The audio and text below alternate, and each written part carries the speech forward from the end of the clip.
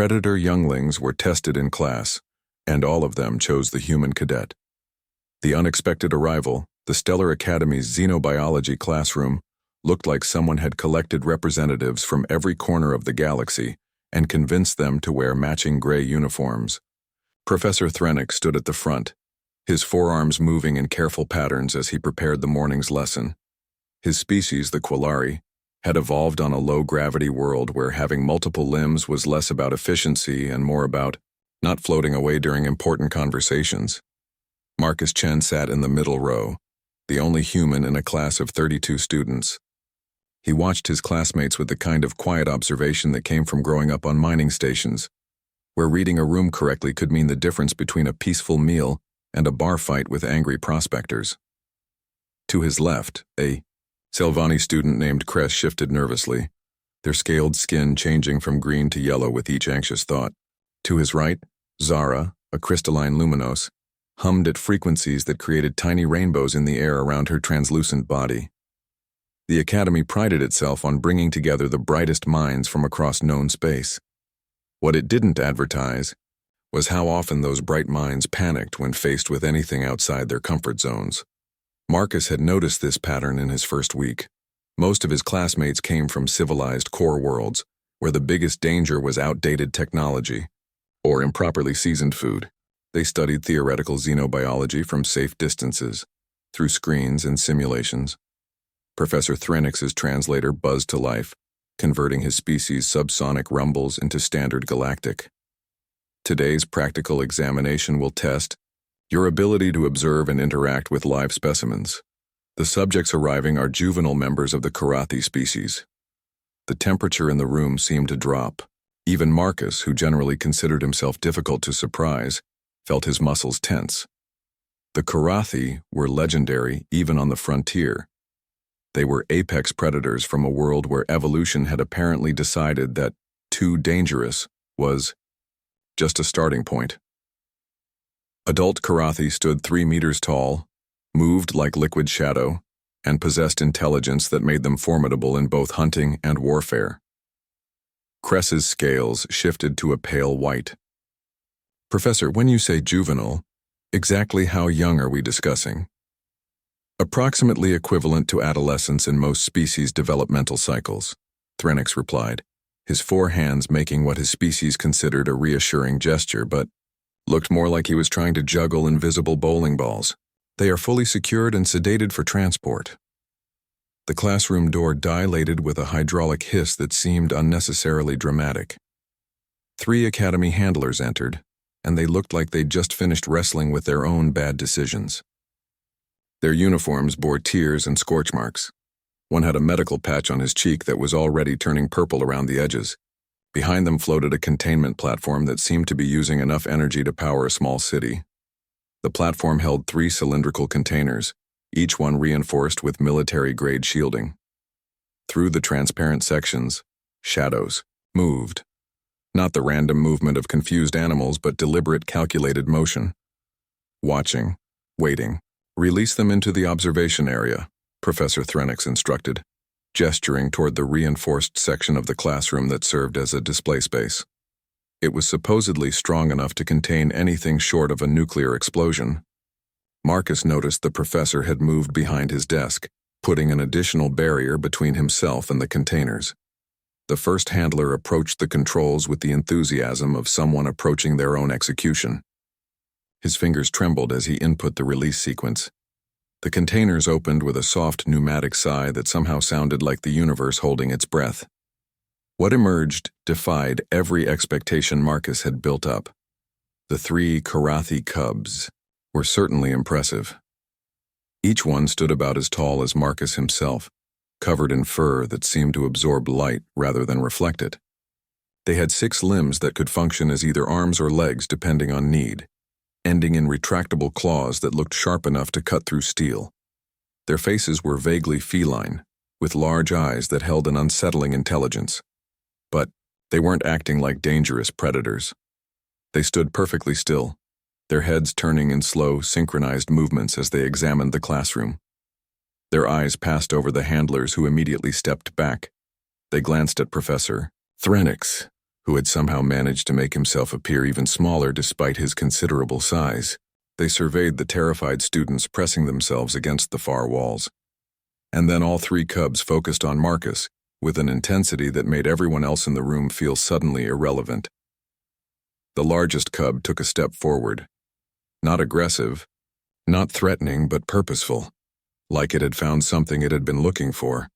The other two followed, moving with the liquid grace of their species but without any of the stalking behavior that characterized hunting. They walked through the observation area's open barrier, past the professor's desk, down the aisle between student seats, and stopped directly in front of Marcus. The entire classroom held its breath.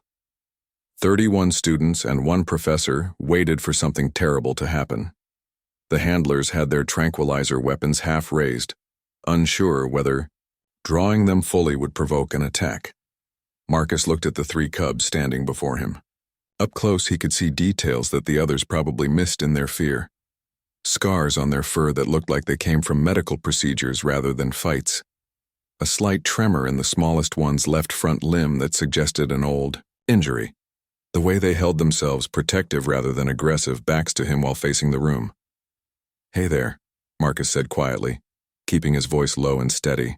It was the same tone he'd used with the feral mining dogs on Station 7, the ones everyone said couldn't be tamed. "Rough morning?" The largest cub turned its head to look at him. Its eyes were gold with flecks of silver, and in them, Marcus saw something that had nothing to do with hunger or aggression. He saw recognition, not of him personally, but of something in him, something that made him different from everyone else in this room. The cub made a sound, not a growl or a roar, but something softer, almost like a question, the universal sound of one creature asking another if it was safe. Marcus slowly, carefully, extended his hand, not reaching for the cub, just offering, letting it make the choice. The entire classroom seemed to lean away as if distance might protect them from whatever was about to happen. The cub sniffed his hand once, twice. Then, in a move that made Professor Threnix drop all 4 of his tablets, it pressed its massive head against Marcus's palm like a house cat seeking attention. The other 2 cubs immediately relaxed, their postures shifting from watchful to almost casual. The middle one actually sat down, which in a 6-limbed creature was more of a controlled collapse that still somehow looked graceful. The smallest one circled Marcus's chair once before settling beside him, close enough that he could feel the warmth radiating from its dark fur. "This is impossible," Professor Threnix muttered, his translator struggling to convey the sheer disbelief in his subsonic vocalizations. "Karathi cubs don't bond with other species. They barely tolerate their own kind outside of family units." "Maybe," Marcus said, still gently stroking the largest cub's head. "They just needed to find someone who speaks their language." Cress, still pressed against the far wall, managed to squeak out, "You speak Karathi?" "No," Marcus admitted.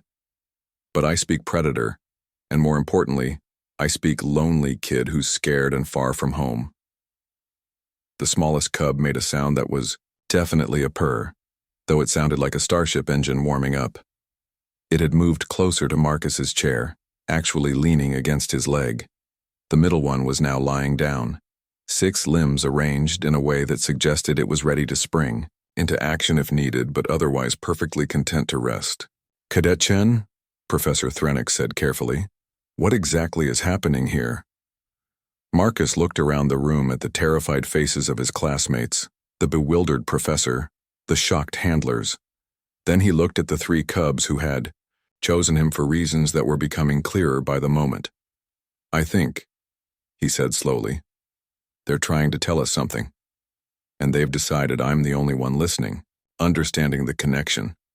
The silence that followed Marcus's statement was broken by the sudden arrival of Academy security. Commander Reeves burst through the door with enough force to make everyone jump, including the cubs. The human woman took in the scene with the practiced eye of someone who'd seen too many situations go sideways. Her hand hovered near her sidearm, but she didn't draw it. "Professor Threnix," she said carefully, "I received reports of a containment breach." "There's no breach," Threnix replied, though his voice suggested he wasn't entirely convinced of his own words. "The subjects have simply chosen an unexpected interaction pattern. Commander Reeves looked at Marcus, surrounded by 3 apex predators who were acting more like oversized therapy animals. Her expression shifted from tactical assessment to something more complex. Chen, of course it's Chen. You know him? Professor Threnix asked. He's the kid who befriended the ventilation shaft crawlers in Sector 7, turned them into an unofficial message delivery service. Also, the one who somehow convinced the cafeteria's automated defense system that he was its best friend. She shook her head. Marcus, what did you do this time?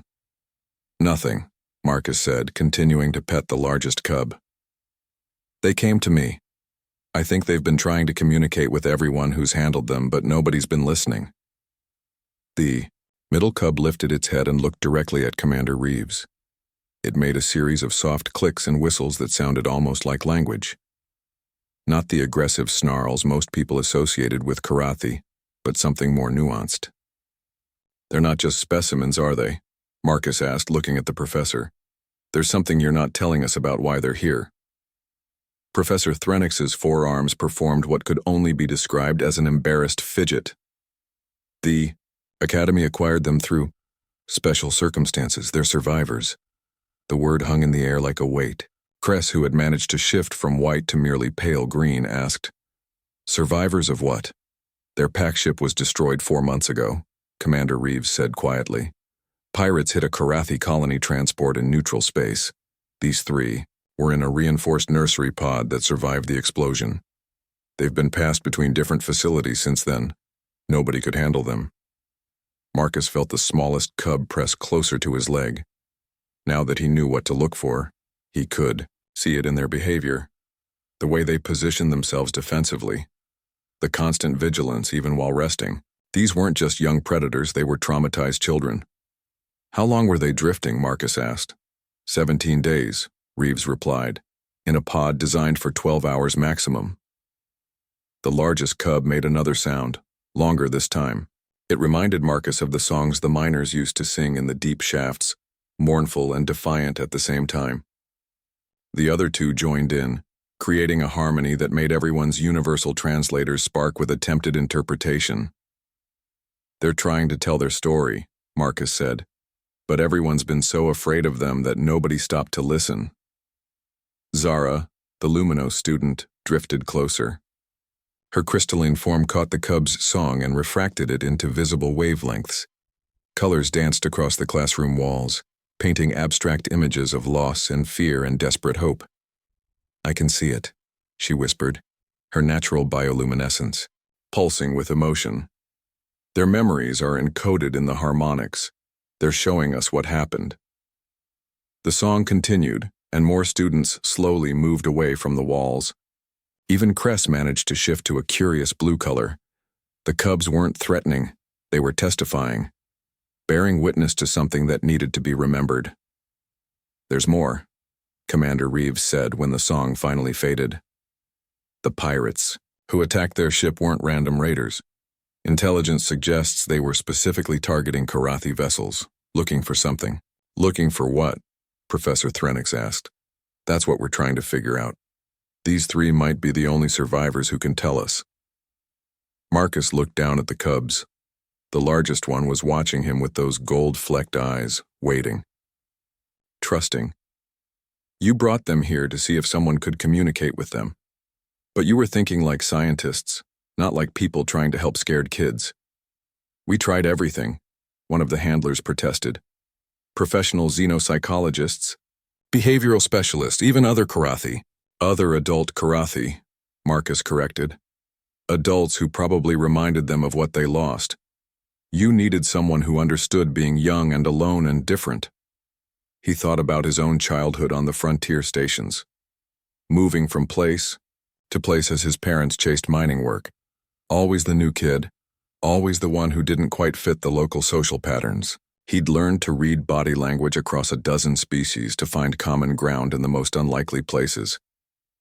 The middle cub stood up and approached another student, a Threnari whose feathers had been flat against her body in fear. The cub moved, slowly, carefully, and stopped just out of reach. It lowered its head and made a soft chirping sound that was nothing like the Karathi vocalizations they'd heard before.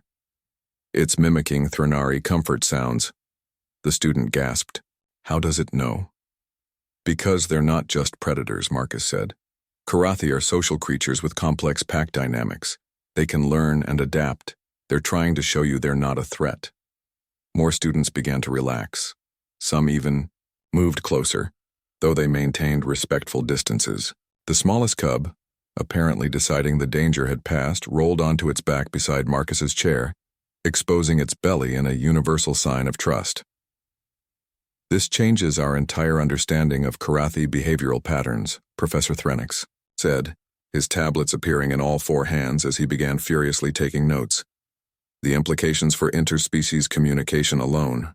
Professor, Marcus interrupted gently. Before we turn this into a research paper, maybe we should focus on what they need. They're still kids who've been through something horrible. Commander Reeves nodded. He's right. The question is, what do we do with them now? Every facility we've tried has failed. They won't eat, barely sleep, and react aggressively to most handling attempts. The largest cub made another series of clicks and whistles. This time, Marcus recognized a pattern.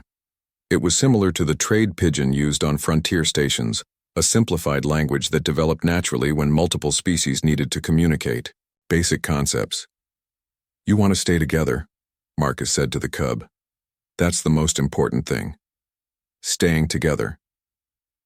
The cub's eyes somehow managed to convey relief that someone finally understood. It moved closer to its siblings, and all three pressed against each other in what was clearly a family huddle. I'll take them, Marcus said suddenly.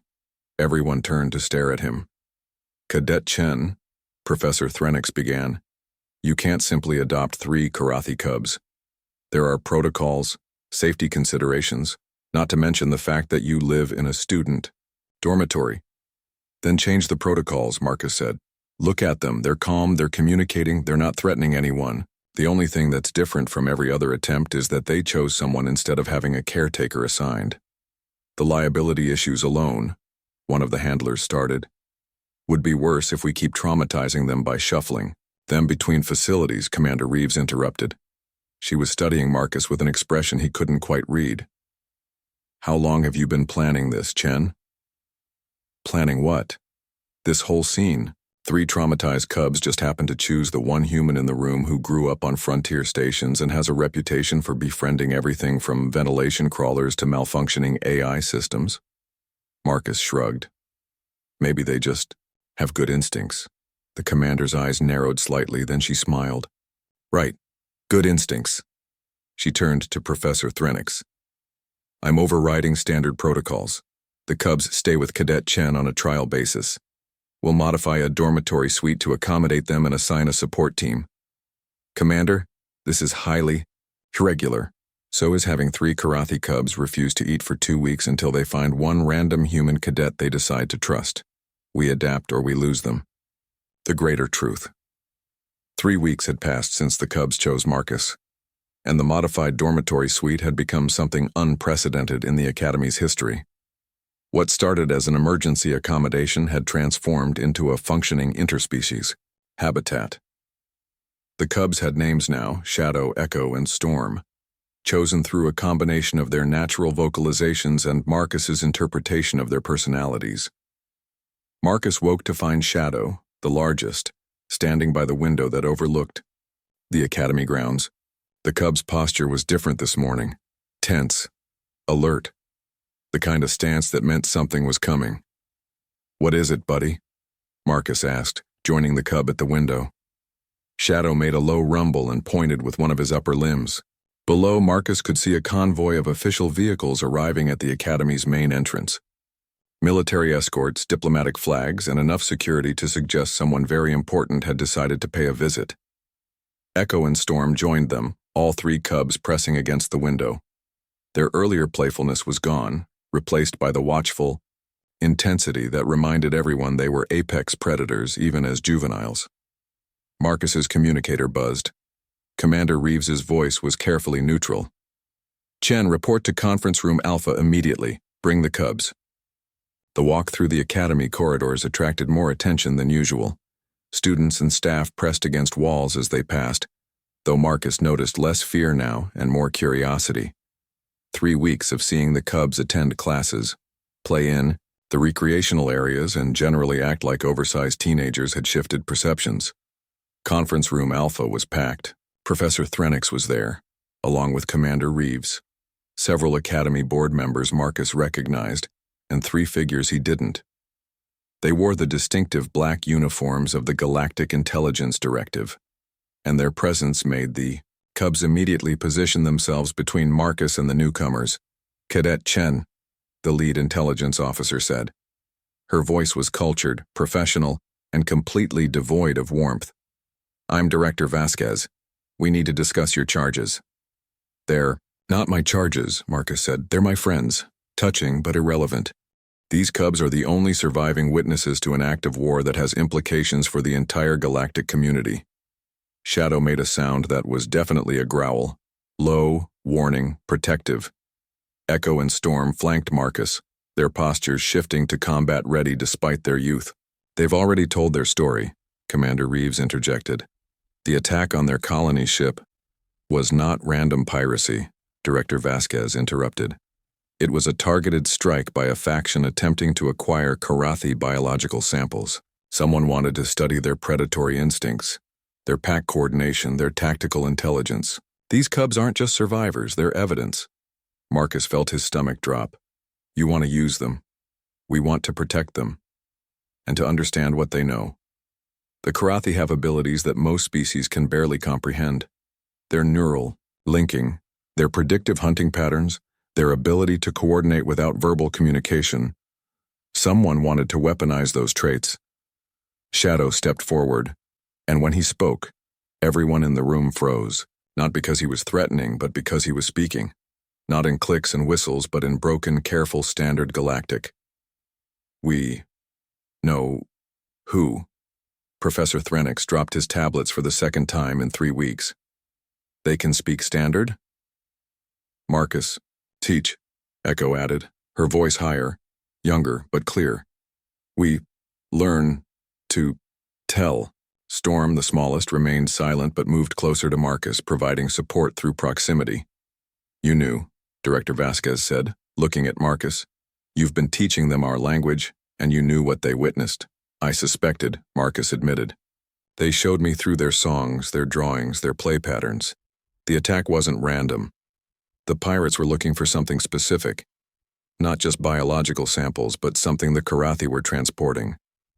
Shadow moved to the conference table and, with surprising delicacy for someone with claws that could shred metal, began drawing on the touch surface. The image that emerged was complex. Star charts, ship configurations, and symbols that made the intelligence officers lean forward with sudden interest. Memory. Stone. Shadow said carefully. Pack. History. Stone. All. Karathi. Memory. In stone. A cultural artifact? Professor Threnix asked. More than that, Marcus said, understanding dawning. It's their entire species' collective memory, every pack's history, their evolution, their knowledge, compressed into something physical that can be passed between generations. And someone wanted it badly enough to destroy a colony ship full of families, Commander Reeves said grimly. Echo stepped forward. Stone, safe. We move. Before. Attack. Hidden. Only. Cubs. No. Where? The room went silent. 3. Juvenile Karathi held the location of their species' most precious cultural artifact, and they were the only ones left who knew where it was. This changes everything, Director Vasquez said. We need to put them in protective custody immediately. No, Marcus said firmly. Cadet Chen, you don't have the authority. But they do, Marcus interrupted. They're not possessions or evidence. They're people. Young people who've been through trauma and are trying to heal. They chose to trust me, and they chose to reveal this information. The least we can do is respect their autonomy. Shadow looked at the intelligence director. We stay with Marcus. Or We say nothing more. It wasn't a threat. It was a boundary, clearly stated by someone who'd learned that boundaries were necessary for survival. Director Vasquez looked like she wanted to argue, but Commander Reeves spoke first. The Cubs are Academy students now. They fall under our protection and our jurisdiction. Any intelligence operations will go through proper channels and with their consent. You're making a mistake. The only mistake, Professor Threnix said, surprising everyone with his firmness, would be treating these young beings as tools, instead of the remarkable individuals they are. They've shown more courage and resilience than most adults I know. Over the next hour, the Cubs shared more of their story, speaking slowly, carefully, mixing standard with their own language when concepts became too complex. Marcus translated when needed, having learned enough Karathi over the past weeks to bridge the gaps. The attackers hadn't just been pirates. They were part of a larger organization that had been systematically targeting species with unique abilities. The Karathi were just the latest victims. The memory stone contained not just history but biological and technological information that could be revolutionary or devastating, depending on who possessed it. We need to retrieve it, Director Vasquez said. The stone must be secured. Pack must retrieve, Shadow corrected. Karathi law only. Pack can touch memory art stone. But you're juveniles. We are Pack, Echo said firmly. Last of ship Pack. We have right. They're correct, a new voice said from the doorway. Everyone turned to see a figure that made the Cubs immediately drop into defensive postures. An adult Karathi stood there, bearing the scars and decorations of a pack leader. Marcus had never seen an adult of their species in person, and the presence was overwhelming. 3 meters tall, moving with lethal grace, eyes that held ancient wisdom and recent pain. Pack leader Theron, Director Vasquez said carefully. We weren't expecting you. The Cubs called. I answered. Theron's standard was perfect, though heavily accented. His eyes found the 3 Cubs, and something in his expression softened. Young ones, you have survived and grown strong. Storm, who had been silent throughout the meeting, suddenly ran forward. Not in the careful way the Cubs usually moved around adults, but with the abandon of a child recognizing safety. Theron caught the smallest cub, lifting her easily despite her size. Uncle, Storm whispered in Karathi. The revelation rippled through the room. These weren't just random survivors. They were connected to Karathi leadership by blood and pack bonds. You knew, Marcus said to Commander Reeves.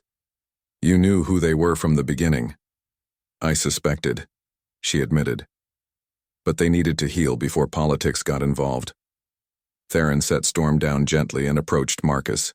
The adult Karathi towered over him, could have killed him with a casual swipe, but instead performed a gesture Marcus had seen the Cubs do, a slow blink and head tilt that meant acknowledgement and respect. You gave them what we could not, Theron said. Safety without suffocation, strength without demands, the human concept of friendship without conditions. For this you have the gratitude of all Karathi. I just treated them like kids who needed help, Marcus said. Exactly. While everyone else saw predators or victims or assets, you saw children. This is why they chose you, and why I will support their choice. Director Vasquez looked frustrated. Pack leader, surely you understand the importance of securing the memory stone. I understand that 3 Cubs who lost everything have found something worth protecting again, Theron interrupted. They will retrieve the stone when they are ready? With their chosen pack.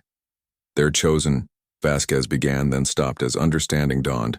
Shadow stepped forward and placed a massive pawed hand on Marcus's shoulder. Marcus is pack. Academy is territory. We are family. Echo and Storm joined them, creating a protective circle that included not just Marcus, but Commander Reeves, and surprisingly, Professor Threnix, who seemed deeply moved by the inclusion. The galaxy is changing, Theron said, addressing the room but looking at the Cubs. Old divisions between predator and prey, between species and cultures, they matter less than the connections we choose to make. These young ones understand this better than most adults. Over the following days, plans were made. Not the kind of plans that intelligence agencies preferred, full of control and contingencies, but the kind that grew organically from trust and cooperation. The cubs would continue their education at the academy. When they were ready, they would retrieve the memory stone. Marcus would go with them, along with anyone else they chose to include in their pack. The academy's xenobiology program was restructured around the lessons learned from this incident.